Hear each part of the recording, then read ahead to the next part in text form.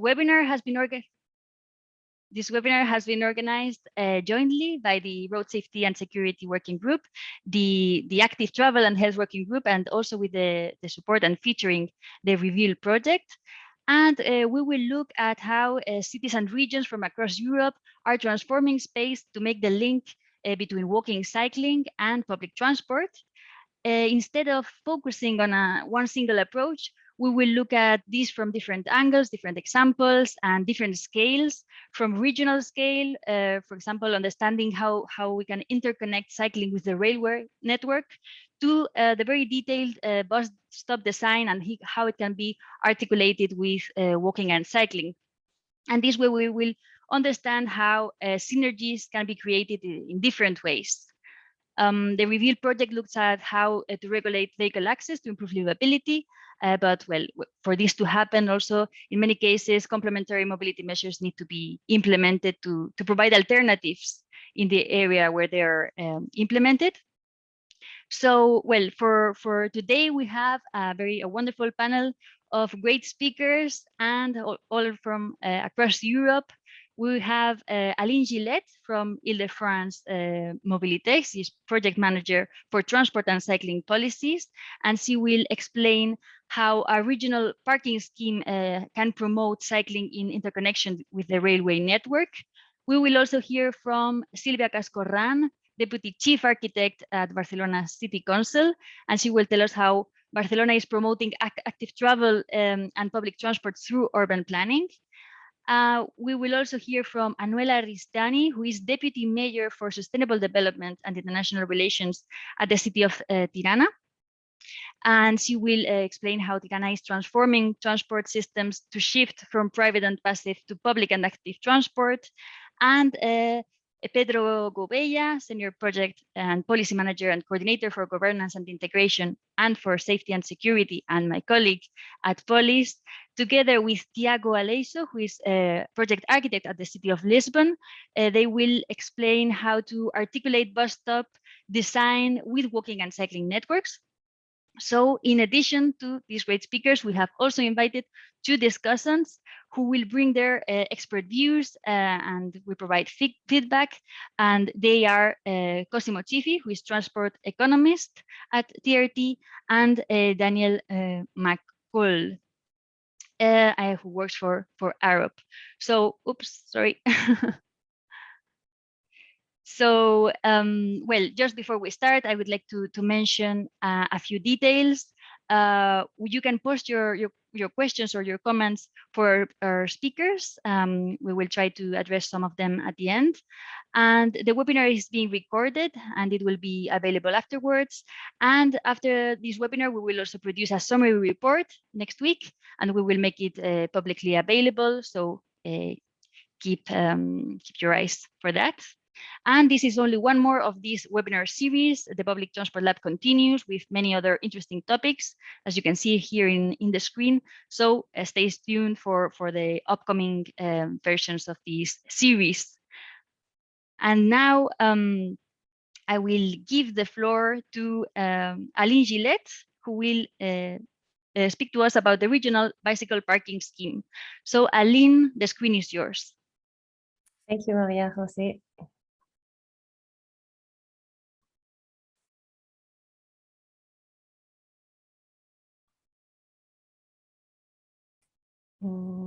Just 1 second so that I can share my presentation to you all.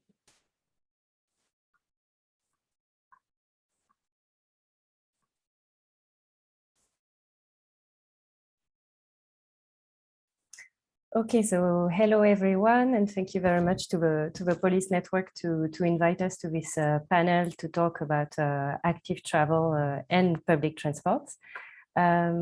Today, I'd like to tell you more about one of the cycling policies that we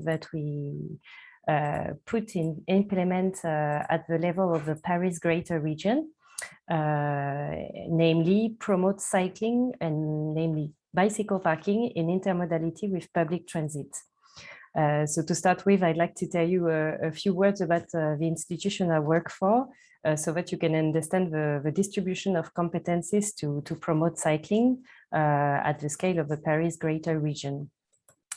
Of course, the different needs for a cyclist are very diverse, and we only, as Île-de-France Mobility, which is the Greater Paris Region Transport Authority, cannot cater all these different needs. We are only one of many actors working to promote this cycling regional system and to cater the cyclist need. Especially between the region, the Paris Greater Region, and Île-de-France Mobility, which is the Transport Authority, we decided to draw a line between the region that is more concentrated on the infrastructure for cycling on one side, and we, Île-de-France Mobility, focused more on different cycling services. If you look at this little flower, we focus more on the different orange bubbles that can also help anyone who tries to use more often a cyclist to do so.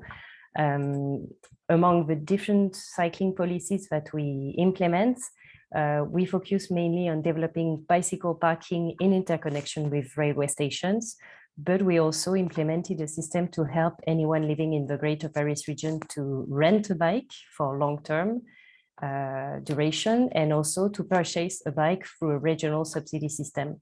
So today I will tell you more about bicycle parking in train station, and how it can also encourage many people to resort to cycling rather than other modes of transportation.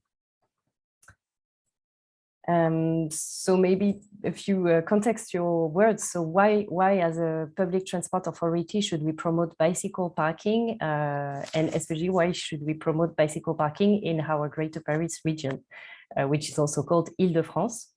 So Paris Greater Region is a very highly and densely populated area, since we gather among our 60 million inhabitants in France, 2 million inhabitants, 12 million inhabitants, sorry about that mistake.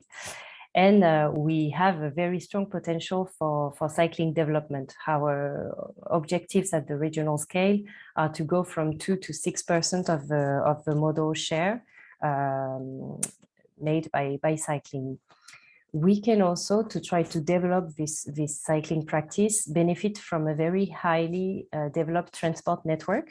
I tried to just put you a little map of our very dense network of different lines in the Greater Paris region.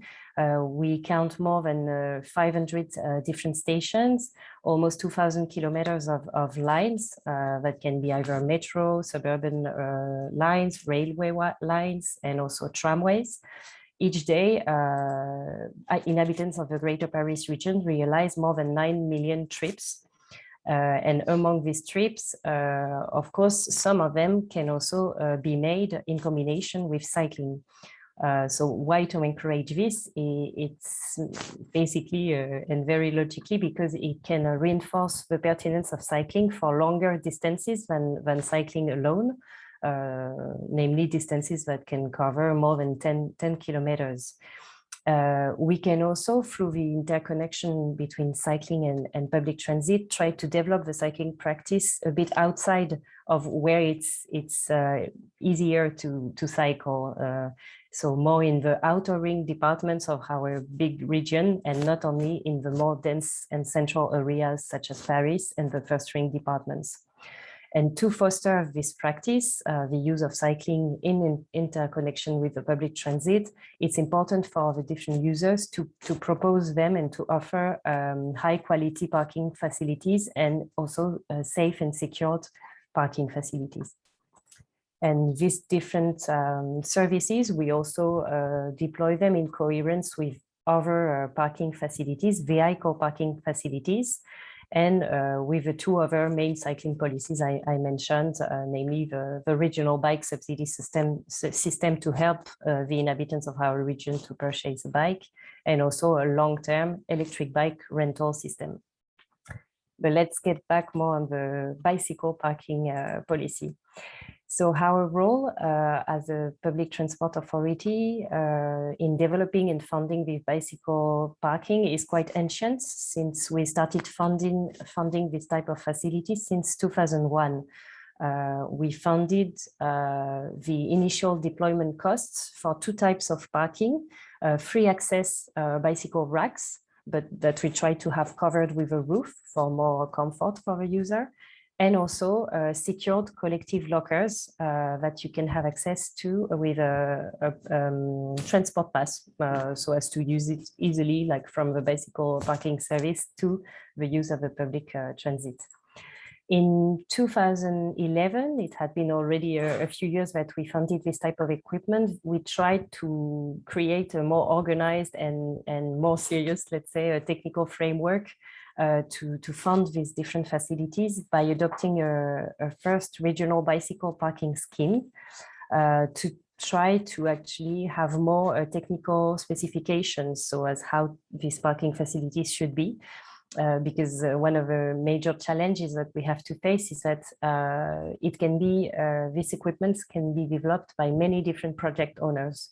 I will tell you a bit more about this in a few seconds, but this actually leads to a variety of equipment, contractual operating frameworks, a variety also of price and subscription conditions that is not always very clear from the user's perspective. So despite the improvements thanks to this first regional bicycle parking scheme, by the end of 2010s, we decided to renew it and to adopt a new parking scheme to be a bit more specific about what we wanted this equipment to look like. So our main objectives with a new regional bicycle parking scheme that was adopted in early 2020 was, first of all, to equip all of our 500 and more stations, and also to jump from a number of around 20,000 bicycle parking space, that is now like the number of spaces that you can count in the various stations, to a very high ambition of 400,000 bicycle parking space in the next 10 years by 2030. Also, so it's a huge gap. I will tell you more about our yearly rhythm of deployment, but it's really a change of scale in terms of our objective of equipping all the train stations in the Greater Paris region. Also, another objective was to harmonize and to simplify subscription and access conditions, especially to the collective lockers, by proposing an harmonized range of subscription and prices, and also durations of subscriptions, and also to promote the service at the regional scale. The former name of our service was Veligo, and we tried to choose an easier, more direct names, but it's just parking vélo, which means bicycle parking, so that everyone can easily identify this type of facilities directly next to the train stations. Last but not least, we changed also the governance and financial conditions for the deployment of these equipments. So before this new bicycle parking scheme, Île-de-France Mobilité was only taking in charge the deployment costs, the investment costs of this project. Now we will also fund the totality of the operating costs, even if it's not developed by Île-de-France Mobilité directly. We also decided to put in place incentive systems so as to provide a very high quality for these bicycle parking equipments, with bonus and malus according to whether these equipments were properly managed and clean and available. Also, to accelerate the development of these equipments, we decided as a public transport authority to become direct project developers and owners of these equipments, which was not the case before. And we can do so through the opening of the operation of transport lines to new competitors, not only historical operators such as SNCF and our historical metro station operator. Also, it can be added that in France, this policy has been very coherent with a national incentive to deploy more and more bicycle parking spaces in railway stations. It was actually even stated by the law of new orientations for mobilities. and a decree that was published in 2021 that makes it actually compulsory for all the railway stations in France that have a certain level of users each day to have a minimum of bicycle parking space that is developed by the train operators. So our own orientations were a bit ahead of this national incentive, but it's very, let's say, updated and current trend that is also put in place in the whole country. To sum it up, and I'm sorry because this is mostly French, so I'll try to explain it. The former framework was such, like Île-de-France Mobility was actually financing these bicycle facilities to different project owners that could be our train operators, such as SNCF and RATP, and also public authorities. And then each of these project owners could then resort to specific operators to actually operate the collective lockers.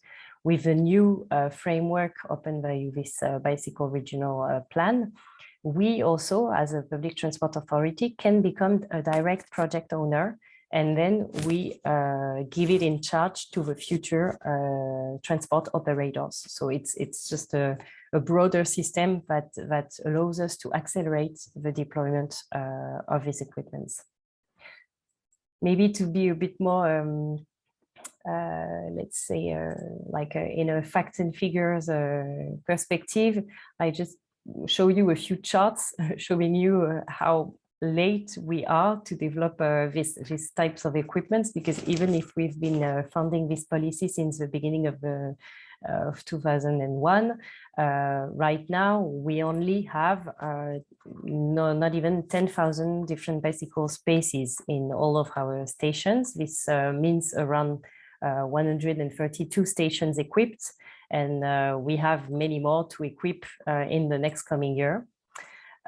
So far, we've been developing almost 1,000 bicycle spaces per year. But if we wanted to reach these new objectives with a new bicycle parking scheme, we would need to increase this rhythm of deployment by more than 10, to multiply it by more than 10, because we would need to deploy around 12,000 bicycle spaces per year.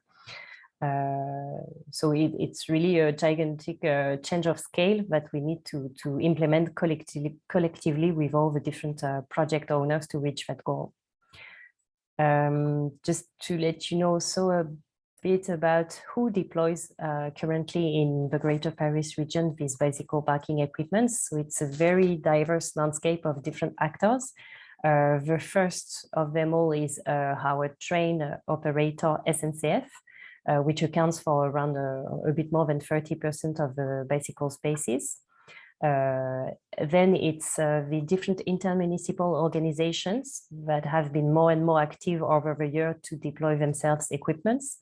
And also we noticed in the last few years an increasing role of municipalities. So even if it's for one station or two stations that is on their territories, they try to develop and to exploit these parking facilities.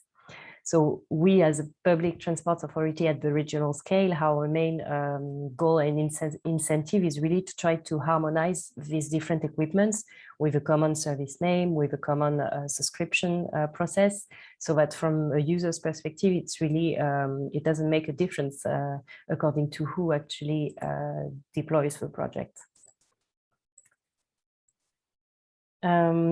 I can show you also a few pictures of what it can look like. These different equipments are quite of small size. We also have like collective lockers that can account to 200 or 300 different bicycle spaces. They can be mostly located on train stations, esplanades. We require that they will be located no further than 70 meters from one of the access to the station, so that it's really used in interconnection with public transit and not for more residential purposes, for instances. We also have sometimes mixed equipments that can mix collective lockers on one side and free access racks on the other side. And also we try to use as much space also within existing buildings, within the railway stations itself, or within surrounding buildings that can be available around the station. I won't spend too much time on this, but just to let you know how we managed also to determine on each station what would be the need, how much bicycle spaces we should cater and plan. We carried out a large study on all of our train stations in 2020, including also the future Greater Paris Express network stations, to try to determine the need for bicycle space. And this actually provided us with a series of different hypotheses and different types of stations according to the density of the urban and employment surroundings. A number of bicycle parking spaces to aim at by 2030, and also recommended distribution between free access spaces and secured spaces. Generally, we recommend that there are mostly 1/3 of the total bicycle parking spaces that should be in secured collective lockers. And this actually serves as a guideline to specify and to determine the different projects. So to sum it up, I will try to enhance a few challenges that we have as a public transport authority to keep on implementing these equipments. So a very positive contextual element is that 2020 and 2021 have been very successful years for cycling policies, and we really observe a strategic and political convergence around encouraging the use of bicycle, and especially around bicycle parking, as I mentioned, with this national decree that really encourages operators to develop this type of facilities. But our challenge is to actually now make all these different projects happen. All stations in the Greater Paris regions must be equipped, but by whom? For us, it's an ongoing work of negotiation with many different actors. It can be municipalities, operators, it can be ourselves as a public institution. And we also need to boost the projects where the needs are the most important. And it's not always easy because it's also the places where the space is the more constrained and dense and in competition with other uses. And our second challenge is also to seize, thanks to this political and strategic momentum around cycling, to seize also new funding opportunities without these funding opportunities to disturb our contractual and governance framework.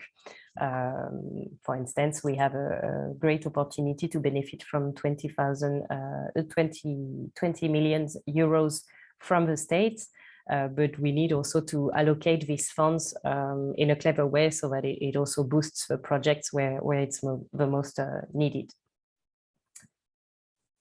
So thank you very much for your attention. Do not hesitate to come back to me with further questions a bit later on.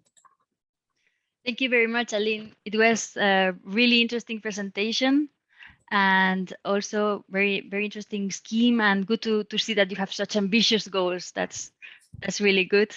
And well, we will come back to you with questions, but now we're going to go directly to the next presentation that is from Silvia Casorran, and she will speak about how they are promoting active travel and public transport in Barcelona. So over to you, Silvia.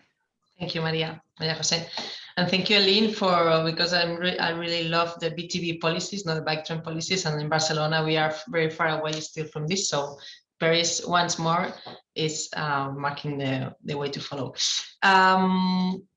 Well, thank you for inviting Barcelona to share a bit of our work to promote active travel and public transport.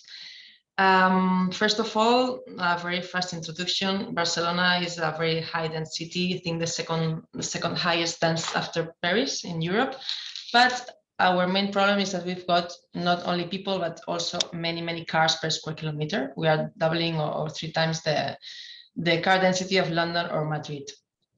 So we've got many problems, as most of the cities in Europe and in the world. One of them is NO2 emissions. This central part of the city is over the European limits, not only the World Health Organization, but of course, but all the European levels. Also with noise, we're very bad in Barcelona. With green areas, we've got a very high scarcity of green areas, especially in Eixample, which is the central part of the city. We've only got 2 square meters per inhabitant, while the World Health Organization is pointing out like between 10 and 15 to be a healthy city. Of course, the use of space of the traffic is also very high. In the city center, we are having the same amount of cars crossing the city than through the ring roads. So there's a lot of traffic in the city. Of course, climate emergency, transport sector is one of the worst. It's the only sector that is increasing since the 90s. The rest of sector are decreasing, but in Europe, the CO2 emissions are still increasing every year. Barcelona declared the climate emergency last January, just before 2 months before the health emergency. So this is not a drill really, and we need less car traffic to transform urban model. So we are planning the livable city already since the 19th century with Cerdà. Cerdà already planned how to expand the city in a healthy way. That was his idea, no? With a lot of green, less density outside. There were no cars still, but this is what we got in last century. Cars really took all the space they could. This Avenida Meridiana. We will talk later about this. This was 12 car lane. Now it's becoming 4 car lane. You see the space is 50 meters wide, and you see the space for the pedestrians. This is one street that is still in Barcelona. It's Aragó Street. Now we've got a bike lane here and a bus lane here, but we really have highways crossing the city center. In the meantime, in Barcelona, most of the people are walking. 64% of the people in Barcelona walk. 18% use the public transit, 4% bike or e-scooter, and only 15% are using car or motorbike to move inside the city. When we look also outside the city, then this number goes to 25%, but it's still quite low when you compare to the public space that is occupied by cars. So this is what we want. This is the city that we want. We want much more space dedicated to people and less to cars. So one of the experiences we are following, one of the programs is the super blocks.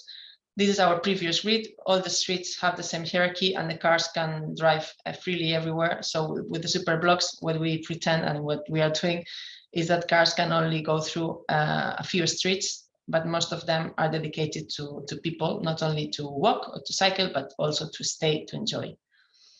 This is the previous program of super blocks. We are working now in these areas of the city. Now we are scaling up the super blocks project and also creating green corridors that connect the whole city, not only areas, isolated areas, but also green corridors. Also to trying to balance this lack of green in the city. So this is our map for 2030. We want 184 kilometers of green corridors. This was the street that we had last century, and this is the street that we want for this century. Of course, everyone can go by car to their own place, also the emergency services and everything, but most of the space must be dedicated to people, to green, and to social uses. And of course, we are creating now new materials, more resilient and more water friendly for the green also. So we are really going from junctions to squares. This is 2,000 square meters, so we can gain here a lot of green. This is one of the streets that we already changed in the super block in Sant Antoni, and this is one that is becoming like this. This is the same street. This is the model we are working with, and next year we start with the works in 4 corridors in Eixample to transform 5 kilometers of streets. This is also a transformation we already had in Poblenou. You see, this is the same blue building, right? And this is how it looks like now. And well, there are different ways of intervention. Some of them are tactical also. Some of them have much more green, like this one. And now some pictures of the transformation, the tactical ones, for instance. These ones are in Poblenou. You see the previous situation and the current situation. This is one of this junction that used to be for cars. Now this was under transformation, and now it looks like this. This is a new playground in the middle of the street. This is in Sant Antoni. This is the same market, you see. Well, it's not only a super block, but also the market changed. And these kind of interventions are really helping to reach this map. That is what we want to reach in 2030. These are the 5 kilometers that I mentioned that we are transforming now. Also in the area of San Martí, we are working in a few corridors. The second policy I wanted to mention is about cycling. In Barcelona, we are increasing the cycling network, but we are also, most of the cities, 75% of the streets are maximum 30 kilometers per hour.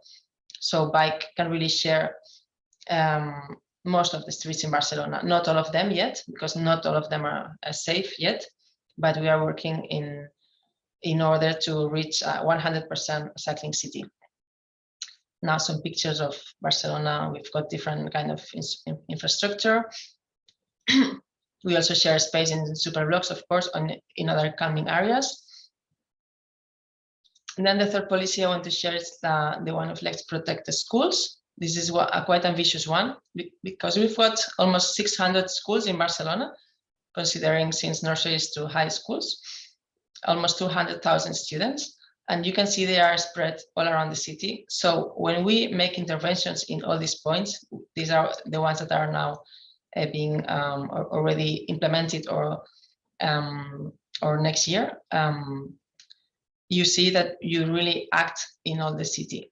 We are taking space from cars and giving it back to people. That's the key. And this space is not only for kids and the families, but also for the rest of neighbors, because of course, this public space stays like this during 24 hours a day. I go very fast because we only had 10 minutes. So we are also trying to get some more space for bikes while we put this protect schools. This is a pity because we still need to fence some parts because we don't feel this is quite safe enough for kids yet. But in the end, what we need is to remove this and to create all this public space safe. And then the last topic I wanted to mention is about public transport. In Barcelona city center, the accessibility of public transportation is quite good, but there are still some areas that are not well covered yet. And especially when we look at the metropolitan area, we need to work especially with the rail work and the railway company to improve their services.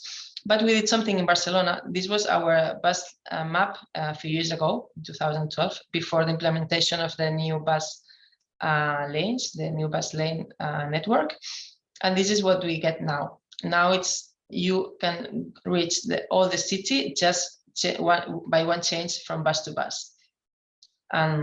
This was also analyzed together with the Superblocks project in 2013 in the mobility plan. So we have now a quite dense network of bus that is helping also to connect with the rest of metro lines and so on.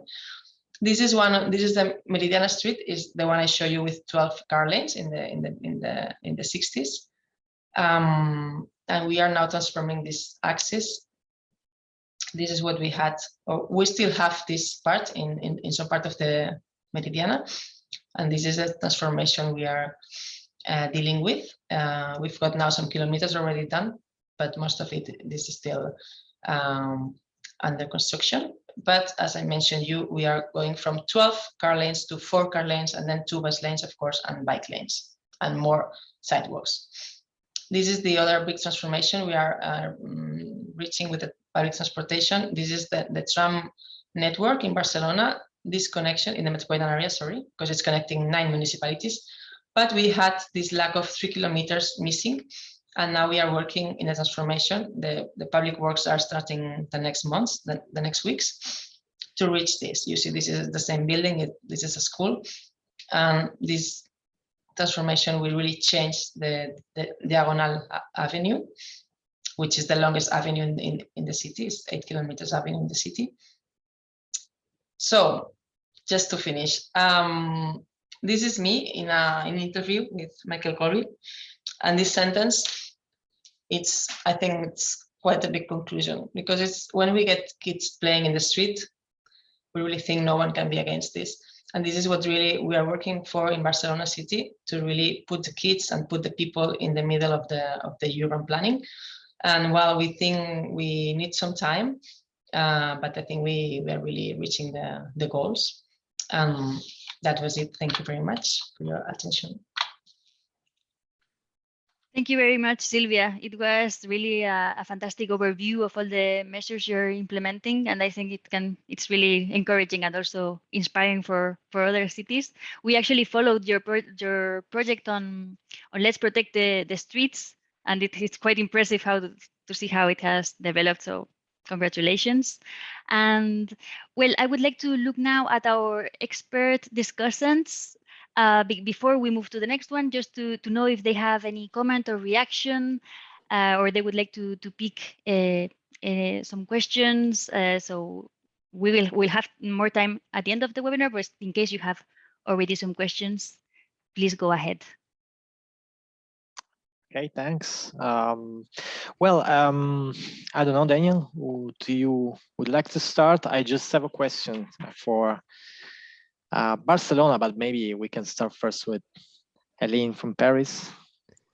Sure, I can ask Aline a question. So yeah, it's very interesting presentation, both for thank you for that. Just wondering in terms of the bicycle parking at stations, you know, is the space to install them, is that a constraint at some stations? And you know, do you consider maybe taking up car parking at some stations? You mentioned, you know, a lot of the new parking was within buildings or space available, but you know, is there also an opportunity to maybe reduce car parking at some stations and maybe encourage a bit more mode shift? Yes, this is what we try to do. It's not systematical, let's say, but often when we try to look at the closest spaces next to the train stations, we have to convert some vehicle parking spaces into bicycle parking spaces. We also try to find spaces within the existing superstructure building that can have vehicle parking spaces inside. But I won't hide that it's always like a huge negotiation that we have to carry out with the different municipalities. It's not always obvious, but this is one of the directions that we try to take as well. Yeah, thanks. Maybe we need to protect the train stations in Paris, like Barcelona. Mm-hmm. Aline, is it correct that you are trying to maybe solve the negotiation in looking for other properties that maybe are also inside the buildings, used for commercial purposes, just to pop up these car parking space, bicycle parking spaces, and just outside the buildings with these light structures that are equipments that I've seen? Is this a strategy that you are follow up just also to solve the problem of looking for spaces in buildings or not? We try to look at any available space in every possibility and directions. It's true that in the city of Paris, where the space is very, I would say, like under competition between different uses, it's even like a harder endeavor. To give you an instance, it's also very difficult to find space for huge parking spaces where the city has already developed and many different uses are in place around train stations. But we try also to take this into account from the very start of the planning of projects for the new stations. And we have a huge opportunity with the creation of more than 40 new train stations with a Greater Paris Express network. But even with that, I won't hide that it's also an ongoing negotiating process with other actors, because of course, many different stakeholders want to use space that is also profitable to develop commercial surface and profitable spaces that can also cater the transport users' needs. So it's an ongoing process with lots of political pressure from one side to another, from one institution to another. But this is also why a national decree is very helpful in our job, because it actually puts a very clear pressure on the transport of the operator to actually develop these spaces. And this was not necessarily the way it had been chosen, because in the first versions of this decree, no one was clearly indicated as being responsible for the creation of these spaces. But in the end, after long-going negotiations, train operators have been specifically mentioned as being responsible for this deployment.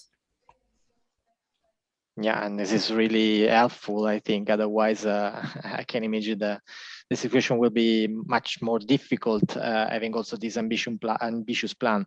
I would like to just ask a question to Sylvia about the concept of super blocks, because as also Maria Jose said, we are also part of this REVEAL project. And when we deal with the spatial intervention and access regulation, we have noted that in Barcelona, for example, I don't know how you use car restrictions in order to avoid car traffic to pass through these super blocks. Or is it something that you are trying to do with road signage, with cameras, or you tend to focus more on the transformation of the road space? That is another way of avoiding the through traffic. Yeah, well, we do it in a quite simple way, which is confronting directions. I mean, in the end, when you change directions, I think that that's the most effective way, because we really hate, sometimes we have to put some physical barrier, but it's always disturbing somehow, no? Yeah. So yeah, we are really fans, I think, of this changing the direction. Just maybe the part of the central, the street in the center, and then you change it, and then that's it. You're obliged to turn to the cars, and of course, the emergency services can go through. But then the cars really try to go through the fastest way, which is not inside the super block, but in the perimeter. So yeah, and it's working quite well. Sometimes motorbikes just try to do something that is not allowed, but it works quite well. Thanks. Yeah, very effective. Daniel? Yeah, I'd like to ask Sylvia a question on the, reallocating space from car to people and to children, for children to play in. How much consultation do you need to do with the residents of people that live around there, and how do you deal with the people who say, I don't want to lose my car parking space? How does all that kind of work? Yeah, well, we follow quite long processes. I mean, sometimes we've got a pilot super block in Poblenou, which was in 5 years ago already, and that was a quite different way of starting, because it came from the universities, and it was really like a top-down process. But generally, the rest of super blocks are really like a long-term process. We are like during 1 year talking with the neighbors, talking to the retails, and discussing where to put this, where to put that. And for these new 5 kilometers that we are now arranging now with the green corridors, everything is really analyzed. I mean, everything, all the services are aligned in the city, so it's really like a big consensus that we are following right now. But it took some time I mean, now we know that the people are asking for this, because in the participatory budgets. We had many demands of super blocks from the neighbors. So it's really, now the concept is clear and the neighbors know that it's what they want. But in the beginning, it was tricky somehow. So it was important that the political will was very clear also to defend the way of transforming the streets, because of course, as you all know, it's not easy to take space from the cars. Never, ever. So, and still 50 years later, then we made our first pedestrian area in the city center with the retails that were against it. Still 50 years later, we are still trying to show that people get the shop by walk, not by car. So, but well, I think we are sharing these problems. So yeah, I think political will is the most important. Yeah, Hey. for sure. Thanks. Thank you very much. It's a indeed it's a challenge, and thanks a lot. The discussion is very interesting. But let's move to our next presentation now, because we have here with us today Anuela Ristani, who is Deputy Mayor for Sustainable Development and International Relations for the city of Tirana, and she will also speak how Tirana is transforming transport systems to shift from private and passive to public and active transport. So go ahead, Anuela. Hi, and I apologize. I wasn't ready for the 10 minutes. So what I'm going to do, I'm just going to skip through my presentation and go to the main points. And hopefully you guys stop me whenever you want to. But I was listening at Sylvia here, and this is just, we're on the same boat. And it's amazing how it doesn't matter really where you are and what kind of city you live in and what size it is, because everybody's is on the same challenge. And yes, there is a struggle to move cars from their places, which are not their places inherently to start with. And you know, it's also always a struggle to get people to convince them what's better for them. And then people shop by walking and all of that stuff. So I couldn't really, I hope I'm not gonna repeat myself, because really it's kind of like a copy paste of what's going on in here. But let me just share with you today a little bit of where we're coming from. And maybe that is a little bit more interesting than just me talking. Let me just try and do this. Is this okay? Does everybody see this? Okay, or not? If I get somebody to sign me that. I see black yet still. Not yet, but Not yet? It's loading, I think. Let's see. Okay. Well, while it does, I'll just appreciate if somebody says it's good. So it's now okay we now. can see it. is it okay? Finally, yeah. 21st century, 20th century connection, but it's getting there. Well, first of all, yes, I want to share with you before I forget that we are going to be the European Youth Capital for 2022, and it's very fortunate that all of Europe is basically declaring 2022 to be the year of youth, for many reasons, that is. So, you know, hopefully with some of you or some of the cities that we have here today, we're going to do stuff for 2022. And why this is important and how it connects to transportation and sustainability is because nobody else more than youth are aware of what's going on and, you know, what's ahead of us if we don't not change our lifestyle. And in the city of Tirana, we've had more support by children and youth than from any other group in transforming the city. And we kind of like owe it to them to celebrate the next year. So just wanted to give you a little bit of a feedback where we're coming from. And I'm not gonna stop much, but just a little bit of a context. This is Tirana 100 years ago when it was first founded, when it first started to be the capital. It was just 5,000 people. And I'm just gonna give you some satellite images of how it grew. So this is 89. Sorry, the image is a little blurred. This is 99. This is 2009, and this is 2019. And so I should have one for 2021 because maybe, you know, it grew a little bit more. However, that is something that we're trying to mitigate. And it connects with everything that was just said here and connects with all the challenges that cities have today. So from 200K, we grew to 1 million, and we're a city of 1 million, where we do not have heavy infrastructure, we do not have underground transportation. And we came from a city that had literally 0 private cars to 200,000 private vehicles. Last count that was last year. So we need to start somewhere. And where we started was through the center. The Skanderbeg Square is basically kilometer zero. Anytime you measure a distance, this is where you start from. And this is right in the center of Tirana. This was Skanderbeg Square before, so this was our city center. And you might see this is from before communism fell, before the Berlin Wall would fall.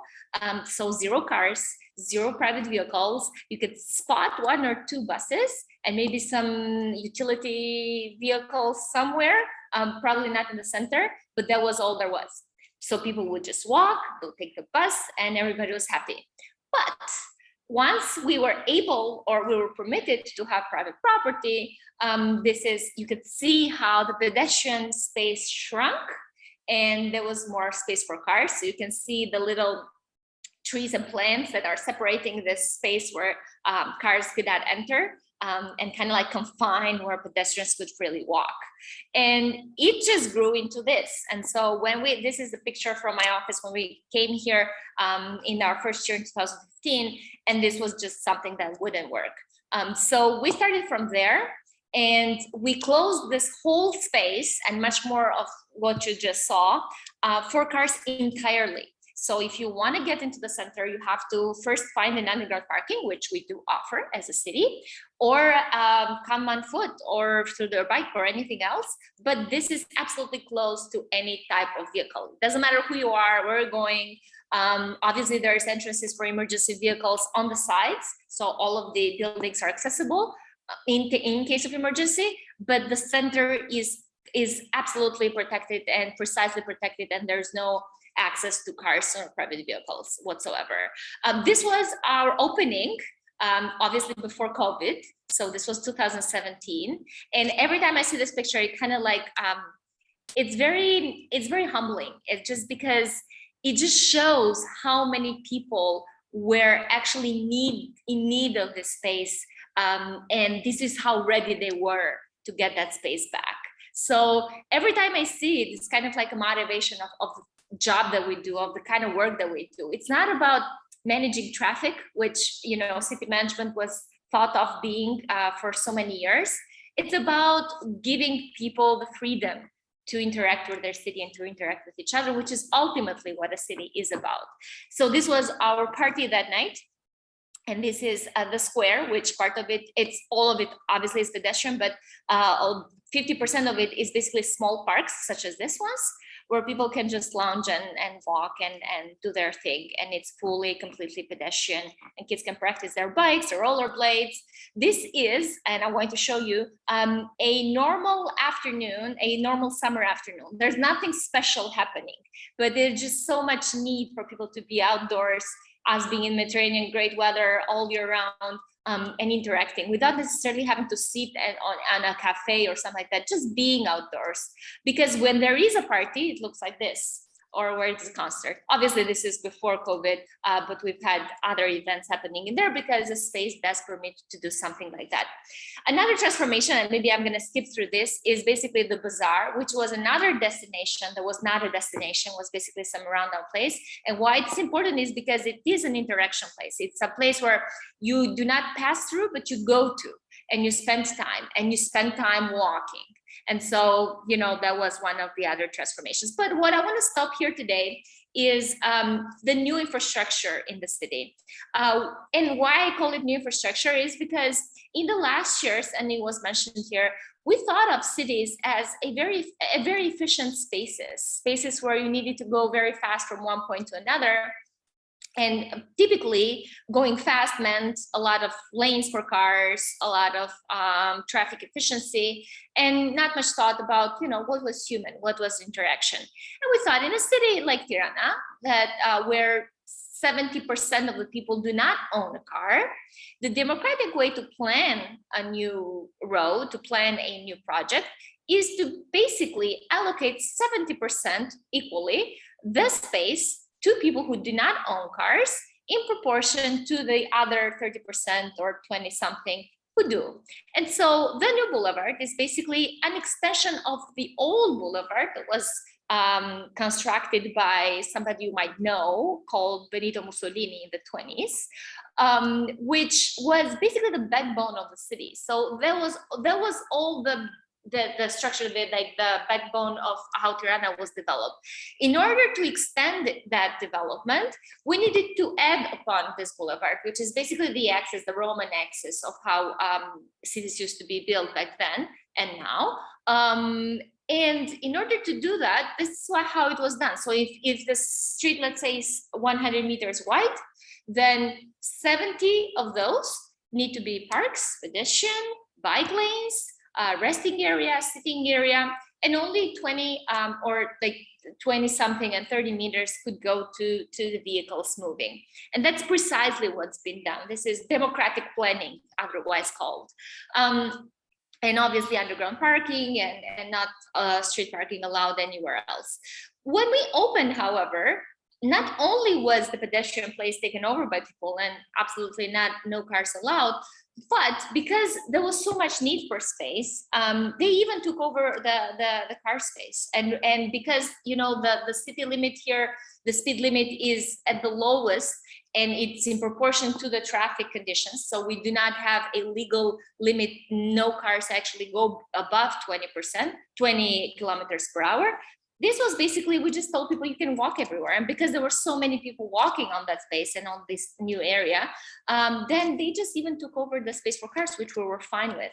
But just to show you guys that, you know, this is what happens when you actually give them the right to feel like they own the space, instead of just feeling like they have to crunch on a side, you know, and let the cars flow. They can also take over that 20 to 30% because that's majority, and this is democracy, and this is how we lead our cities.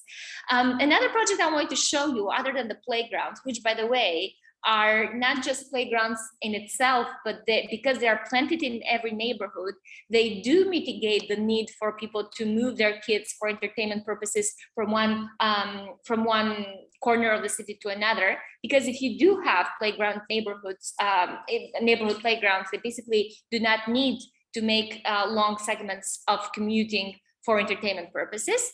Other than that, it also served as a meeting space for people, for grandmas, for grandpas, for parents who needed to just, you know, have their kids play in a safe space. And I loved what Sylvia said, that you have to put physical barriers to cars not accessing certain areas, especially the ones close to the schools.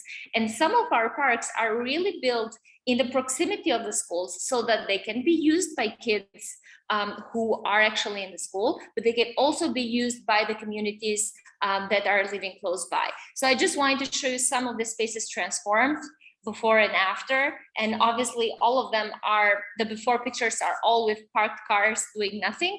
And we thought that, you know, cars wouldn't get depressed if we're moving them from that certain parking to another, but kids would if they wouldn't have space where to play. So everything is in its own space. This is just the same. We didn't expropriate, we didn't have to buy property back. This is the same exact spaces. One of the questions we always get on how this was transformed, we got a lot of contributions from CSR money from companies, and we have a deal with the community, with the private companies, and with the municipality. If the community finds space, if they make space by, you know, getting their fences out and giving some of the space to the common areas, and if companies do want to donate equipment, then we do everything else. And this is how a lot of this got done. We had one per each month in the office. Last count was 73, which surpasses our months in the office. But the next thing I wanted to show you, and this is the, you know, I'm mostly proud of, we started from 0 kilometers of bike lanes to now 50 full bike lane kilometers, fully protected bike lanes. And why I'm showing the picture of the kids is because part of this project was not just to build the bike lanes, but was also to teach kids in our public kindergartens and nurseries. We teach kids as old as 3 to ride the bike. And they start slow. They start riding their bikes in the backyard of their school or kindergarten. And then we take them to the streets. And this is a street in one of the busiest areas of the city.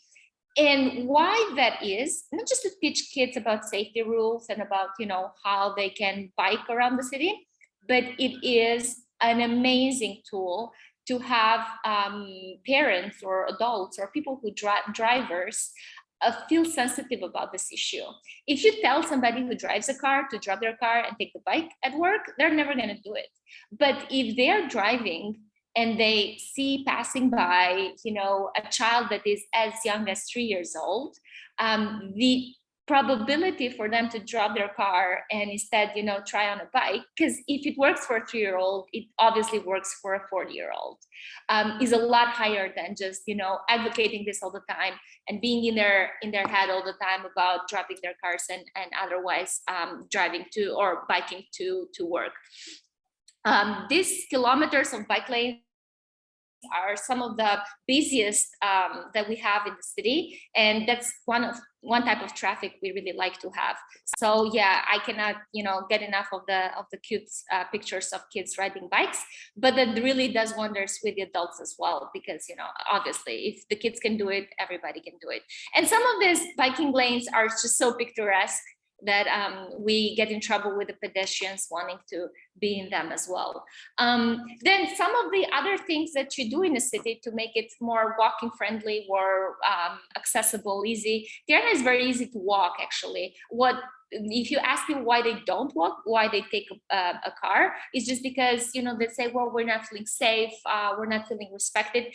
And obviously, these are good reasons. One way to make them feel respected is, yes, enlarge those pedestrian streets, those pedestrian areas, give them the importance that they need to have, with playing with colors, playing with crosswalks such as this, or enlarge all the sidewalks. The one that you see in here was only half of that size, so we doubled. And usually in all of the streets where we have works done, we basically we've always gone with a double of the sidewalk of what it was before and taking part of the car lanes. In the city, virtually, we do not allow for on-street parking for the main city area. All public parking for the city is done underground, and it's and you have fees to pay, basically, because before it was, there's no free parking in the city, but there's free walking and free biking in the city. I could move on with our projects for the buses, but maybe I don't have much time. So, I'll be happy to answer questions on what we're doing here, but that was just a little bit of a taste of what we're transforming in Tirana, because I see Maria just like looking at me for my timing. Yes. Thanks a lot, Anuela. It's really, really interesting. We could go on listening because it's, for me at least, it's really interesting to learn more about what you're doing in Tirana, and also to find that, of course, you have similar challenges to other cities, and it's very, very interesting. But indeed, we have to move on to the next presentation as our time is limited. So I would like to welcome now Pedro and Tiago, who will be talking. We will now be focusing on the very detailed and small scale of the bus stop design, and they will be explaining to us how they've dealt with this issue. So please go ahead. Hi, good morning. Can you hear me? Yes? I trust you can hear me? Yes. Okay. Thank you. So I'll be sharing this presentation with my dear colleague Tiago from the city of Lisbon, with whom I worked before coming to POLIS. And we'll be talking about a micro thing, which is bus stops. And, public transport and active travel, there are so many macro challenges. Why would we talk about stops? I mean, they're just stops. And well, they're not just stops, they just seem to be just stops because we fail to understand 5 things. When this PowerPoint works, we'll get to them. Well, the first of all, oh God. Yes. So the first thing is that we fail to understand is that, well, people, we talk about public transport passengers, we talk about drivers, we talk about bus passengers, we talk about cyclists, pedestrians. Well, we should actually be talking all the time about people and about how people move from one mode to the other.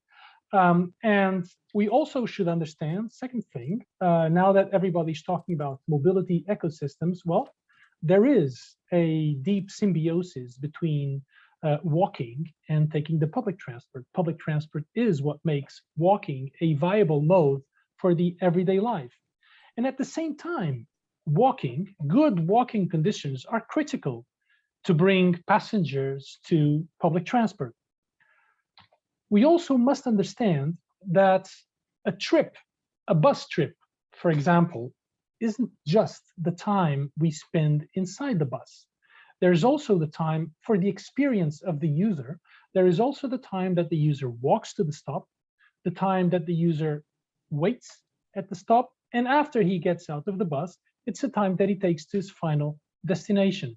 And when these travels are integrate, moving from one mode to another or from one vehicle to another, using different combining lines, for example, this time increases. And you can have, for example, in a trip such like this, I mean, it depends on the lines and on the day of the hour of the day, but you can spend up to half the time of your bus trip actually outside the bus. We must also understand that when we talk about the public transport passengers that we want to attract to public transport, that they're not necessarily the corollary of the Homo sapiens, the active, young, strong, capable, and all technologically enabled with their smartphones and whatever. Actually, if we have to learn something from the evolution of the human species, is that the time you live, you're living more and more and more, you're getting older and older and older. And right now, the clients, the potential clients of public transport that we should be aiming at and that are using cars right now are actually the baby boom generation, who are millions of them all over Europe, who are, well, retiring, who are not able to, because of some visual, sensory, or motor disabilities, won't be able to go on driving, and we must consider their needs. And finally, we must also understand that more than half of the population is composed of women, that women are subject to systematic sexual harassment in public transport and in public space, and that the fact that at night or after dusk at 7, 8, 9, 10, sometimes midnight, waiting at the bus stop can be a real problem. So we must also consider how women can feel safe at bus stops. It has to do with the way we design the environment. So it's actually not just about bus stops, and it's about a very important element in the transport network. Furthermore, what happened in Lisbon, well, when I was there 2 years ago working with Tiago, is that, I mean, as many other cities, Lisbon has hundreds, thousands of bus stops, literally 2,000 bus stops, and many other cities have much more than that. So what we were looking for was a systematic approach to bus stops to understand the needs of users, of the various users of the bus stops. And that means pedestrians / passengers.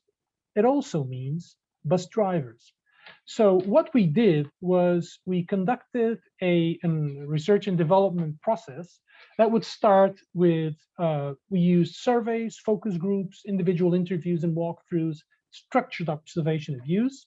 We focused on the needs of persons with disabilities, of senior citizens over 65 years old, and women, not because they were the only ones being targeted by the improvements we wanted to bring to the network, but because they had particular needs that if we respond to those particular needs, we will be responding to the needs of everybody. We also looked at the various elements of, or the various operations of a setting such as a bus stop, where you have to walk to and from the bus stop. There's the boarding and the lighting, going in and out of the vehicle. There's the waiting, there's the feeling of safety, there's the operational needs of the bus operator. We looked at international good practice. We came up with design models that several of our colleagues all across the city administration and the local boroughs could use as they made their everyday micro decisions that would have an impact, positive or negative, on bus stops.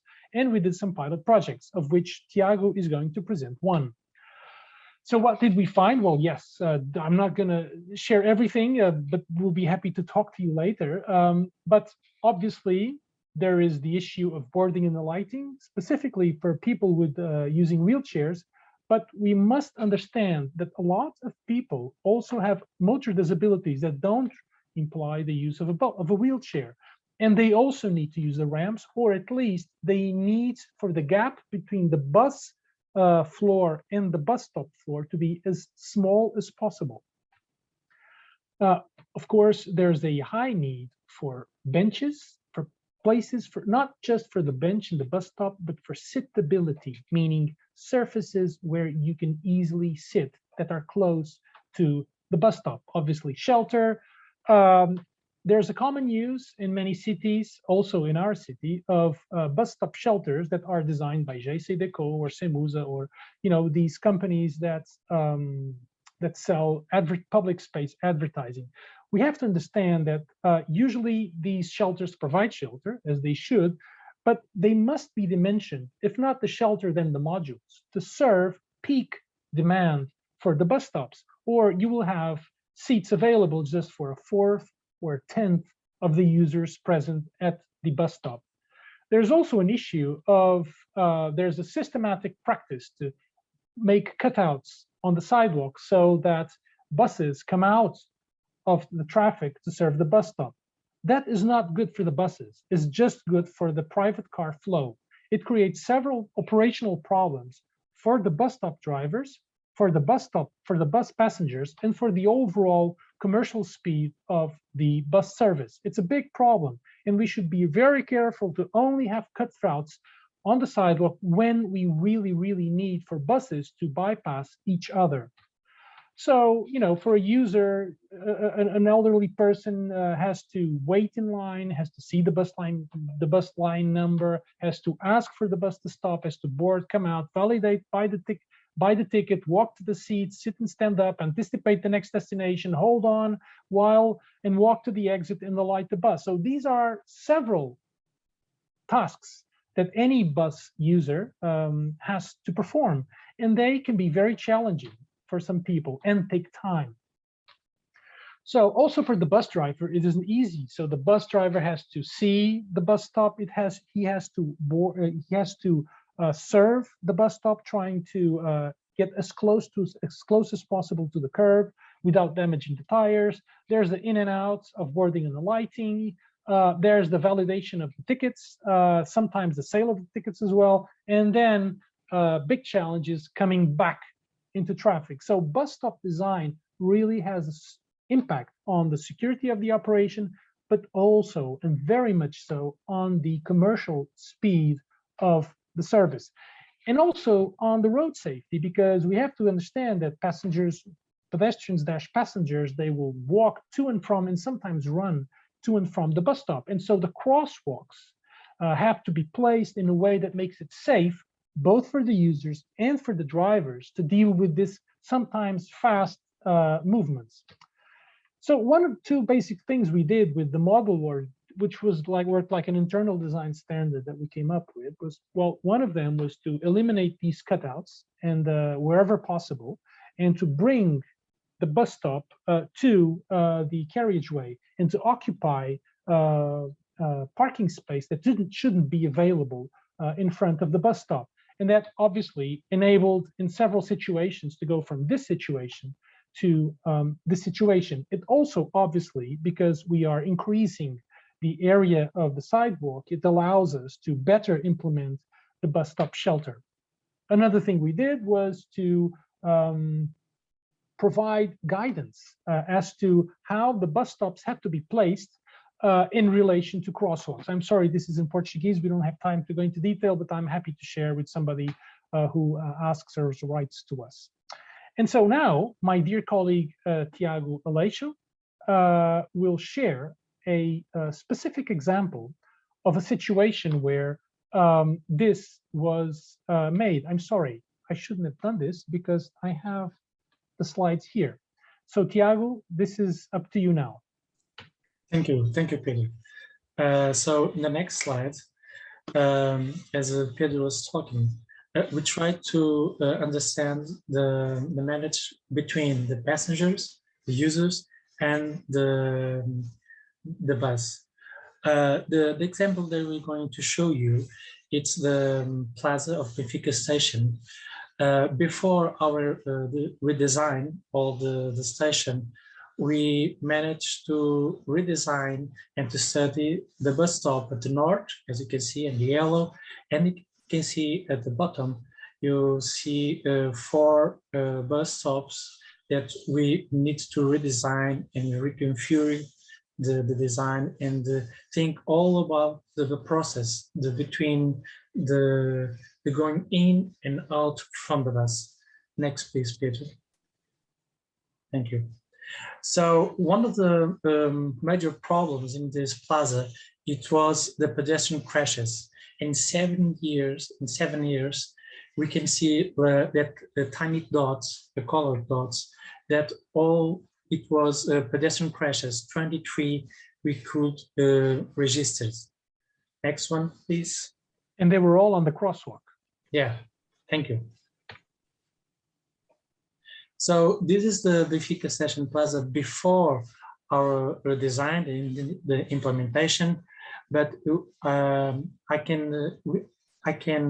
want to see that I want to show you the axis of the train, the station, and the distance and all amount of obstacles between the exit and the bus stop. One of the 5 bus stops that that area had. Please, Pete, once more. Thank you. So this bus stop is that one you could see after and before. Sorry, this is in more detail the count of amount of the obstacles between the bus and the shelter. Please, Pete, once more. So what we did.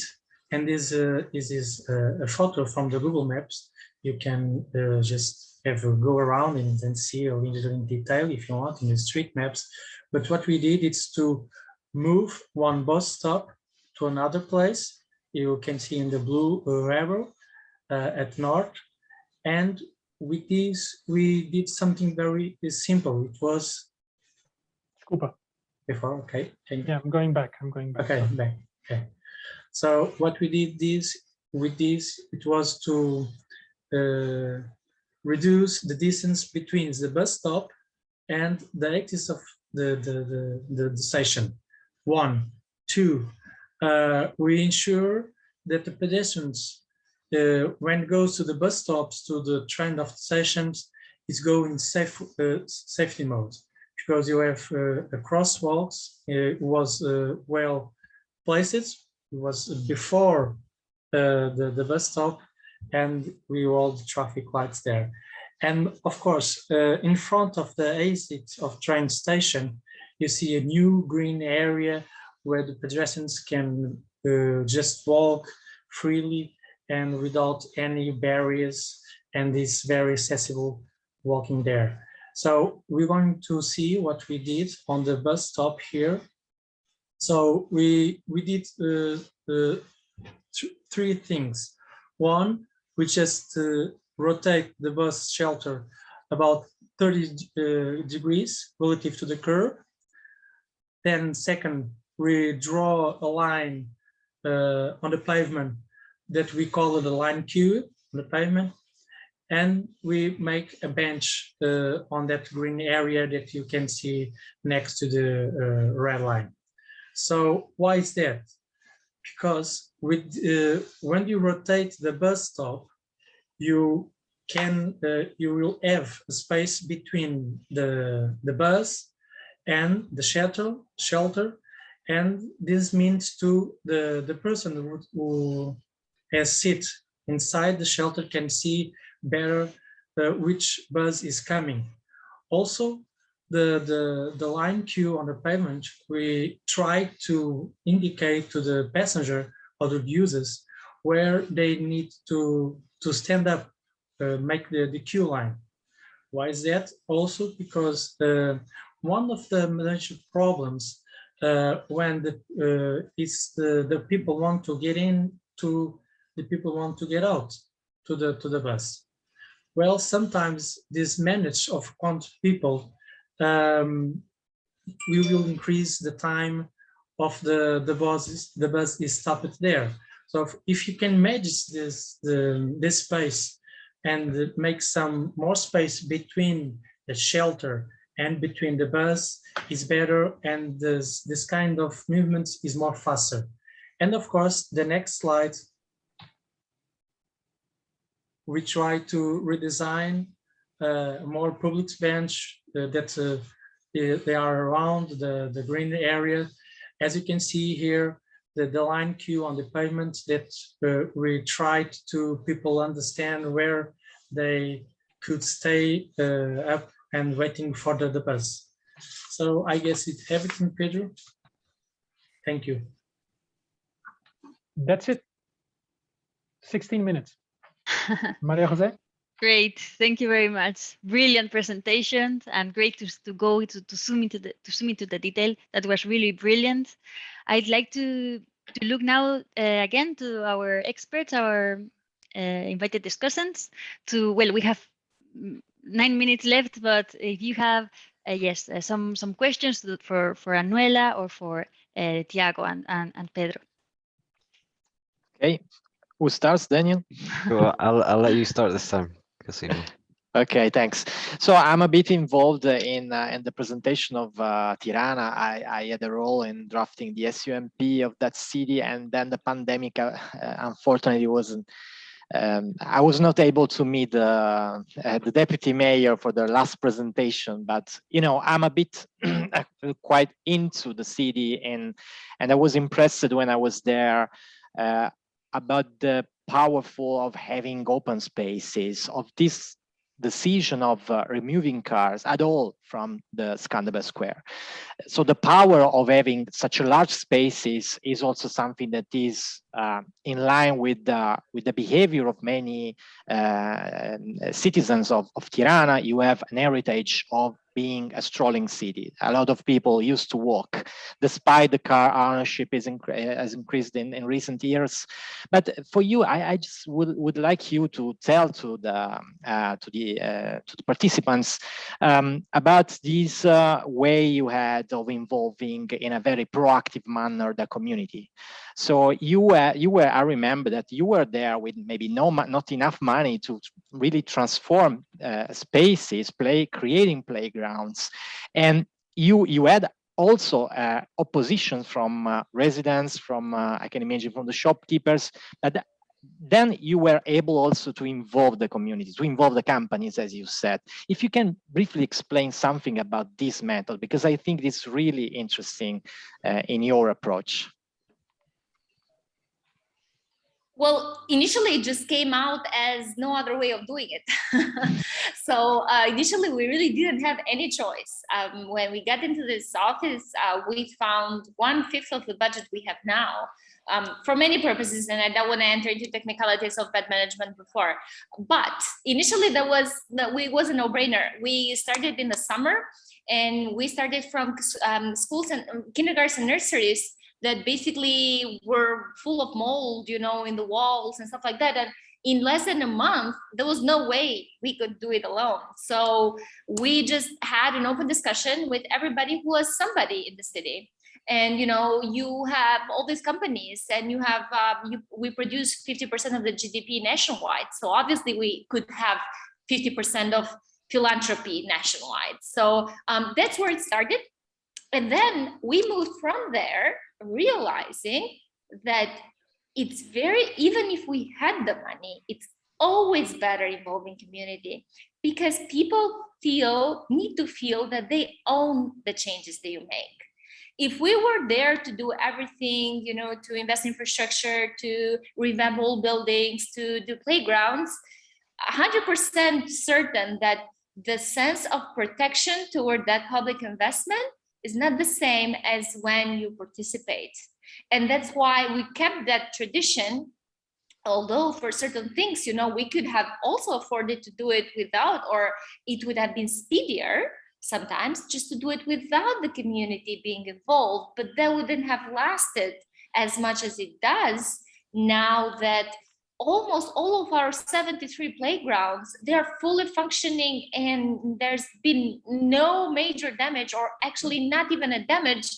Although they're not protected, they're not locked, they're not, like they're in a variety of neighborhoods.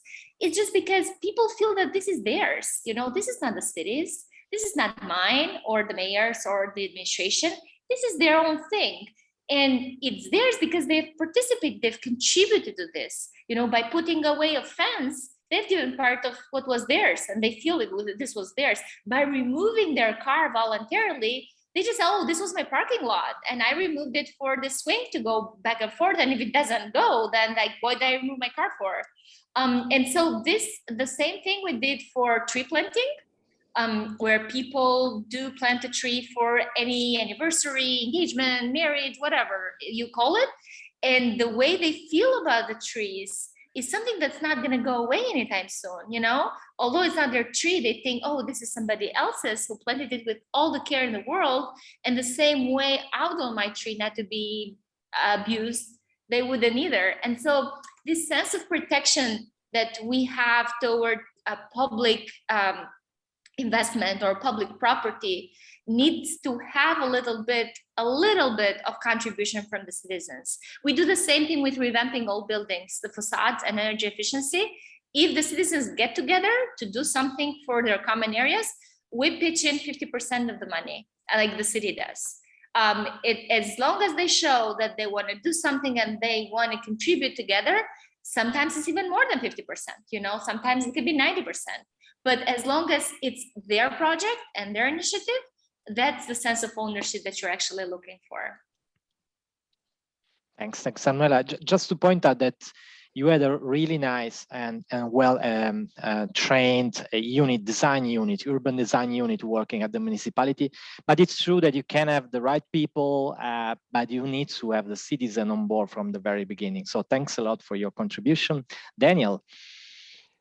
Yeah, thanks, Cosimo. I'll ask Tiago and Pedro a question on the buses. And yeah, you mentioned consideration around the bus stop itself, but I agree with you. It's very it's more complicated than you think.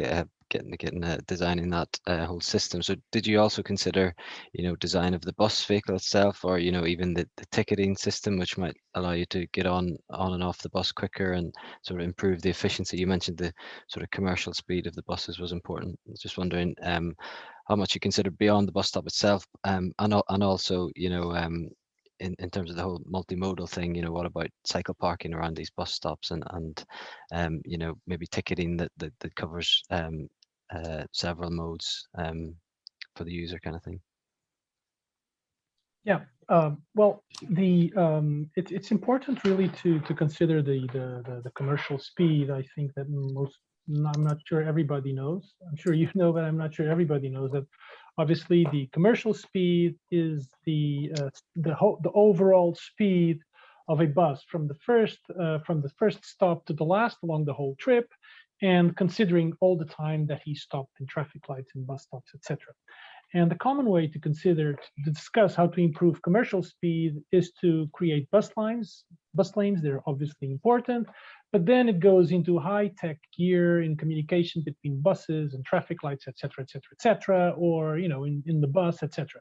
And what we found out is that if there's a lot of time to be saved when the bus is servicing the bus stop. And what we tried to do was try to do half the challenge, which is the outside of the bus. So making it easy for the bus to board the stop, to integrate, to go back into traffic, etc., and to, like Tiago explains, to avoid the loss of time because of queuing and of movement, the conflict of movements between the passengers trying to go in and the passengers trying to go out. Obviously, there are other things. At the time, they were beyond the scope of our work. But for example, obviously, if, as in any other subway, the passengers can board in the light through both doors, then, I mean, it's easy to see that would cut the boarding time in half. At least. And we must understand, before we say, oh, then people wouldn't pay tickets. Well, that's not necessarily the case in many places where you can board and alight through those doors. And also, we should maybe think that, maybe the time that we would save would convert into money, and probably we would be saving much more money by making boarding and alighting through both doors than just making everybody pass through the same control. Tiago, I don't know if you want to add something. Yes, just to say that now in the Prefix station, with all the bike sharings, this kind of stuff around our old cities, they use a part of the Prefix station to put some bike sharings there. So we are very pleased to see that all the places they are being used and good use by the mobility, the new mobility. Yeah. Great. Yeah, I definitely agree on the sort of quicker boarding and alighting, and putting an extra door on a bus seems much cheaper than a long bus priority corridor, which costs a lot of money and infrastructure. So yeah, thanks. Okay, thank you very much. We are already a minute over time, so I would like to thank you very, very much. The presentations were truly brilliant, really inspiring, and I'm sure they will be very inspiring for other cities and regions. And also thanks to the invited discussions and to the participants that have been active in the Q&A, and thank you very much for that. And of course, to my other colleagues at POLIS, to Pedro, of course, and to Isabel as well. So thank you very much. So there's still a lot. Our cities are still car dominated. There's still a lot to do to integrate active travel and public transport, but we see how many cities are committed to this transition and to definitely to put people in the center of urban mobility. So thank you very much, and see you in the next webinars. Thank you. Thank you. Bye. See you. Thank you. Bye. Bye-bye. Thank you.